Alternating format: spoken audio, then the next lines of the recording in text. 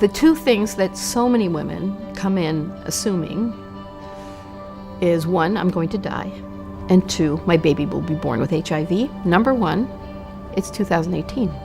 We expect you to live as long as you were intended to live, and expect you to die of whatever you were intended to die of, but it shouldn't be HIV. And two, we expect your baby to be fine. And they look at it, the first time they hear it, they look at us like we're crazy.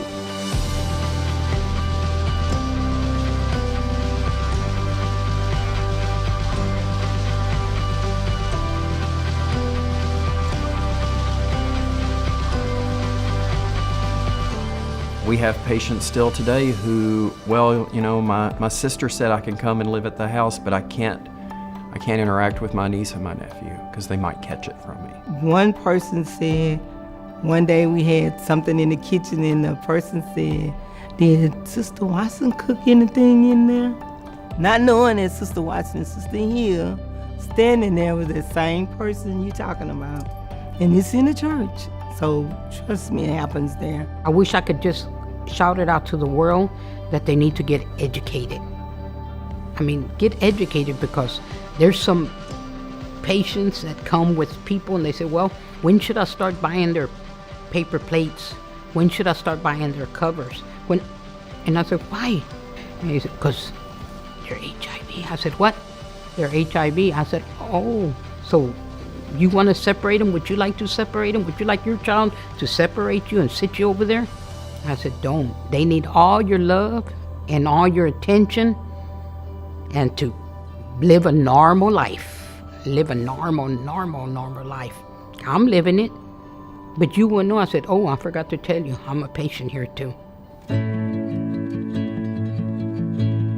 Thomas Street opened its doors in 1989 as a freestanding HIV clinic. We think it was the first freestanding HIV clinic in the country. Thomas Street is one of the largest HIV clinics in the entire United States. No one else has the kind of cumulative experience with HIV care, especially the complex, really sick patients that Thomas Street has. We also provide very multidisciplinary care. So under one roof, where you not only get care for your HIV infection, but also we're the primary care provider for the patients. We also have a diabetes specialist who can deal with those complications. We have a person who specializes in the cancers that are associated with HIV here at Thomas Street. We have psychiatry here.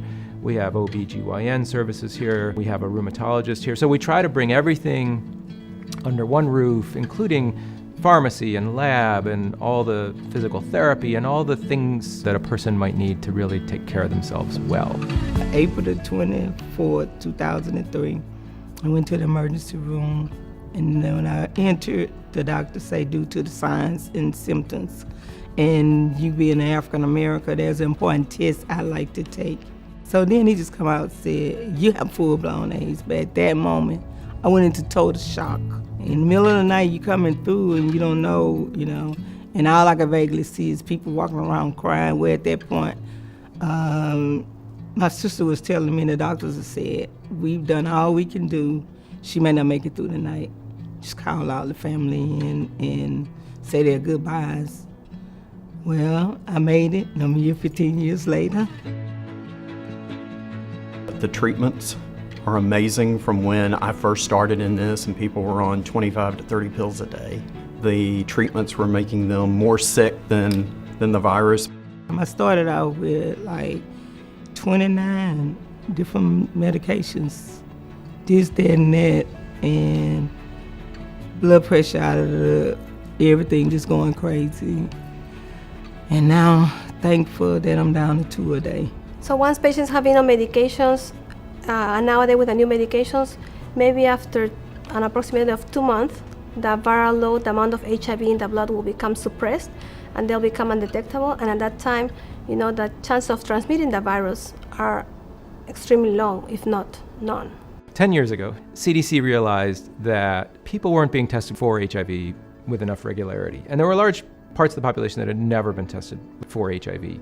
And that's clearly, that makes no sense, right? This is a treatable infection, that the earlier you start treatment, the better off you're going to be. And actually, if you treat people with HIV, you can reduce their risk of giving HIV to someone else, even without condom use, to essentially zero. So CDC released guidelines saying, basically test everyone for HIV in any healthcare setting, period. So in response to that recommendation in 2006, we established Project RUSH. RUSH stands for Routine Universal Screening for HIV, and it's Harris Health-wide now. And so anyone who comes in to a Harris Health facility should get an HIV test. And the CDC is in love with Harris Health because the program has been very successful in 10 years, and we're well on to 1 million tests now, which is unheard of in the HIV prevention field. And I know that we found more than 5,000 new positives. So these are people who were diagnosed in one of our facilities and would never have known if that project had not been in place. Thomas Street is available to anyone living with HIV and AIDS. Harris Health takes all payers, insurance, not insured if you're not insured. There are multiple programs after our patients go through an eligibility assessment to ensure that anyone that is in need of care gets it, because HIV and AIDS is not just Thomas Street. It's community-wide, it's population-wide, it's worldwide. So when we do the little bit that we can, it impacts a community, impacts a country, impacts a nation. I keep a smile on my face, and a lot of people ask me, how do you keep smiling, dealing with this? I refuse to walk around with a frown on my face, because I'm breathing, I'm still walking, and I'm still living. The main thing here that I like is I'm actually the smile. That makes my whole world, the smile, a lot, because if you're not in our shoes, then you don't know what's going on. Just what you read of books and that, no, you have to be in my shoes to understand that word, HIV. And it's not a death sentence. No, we got a life sentence to go on.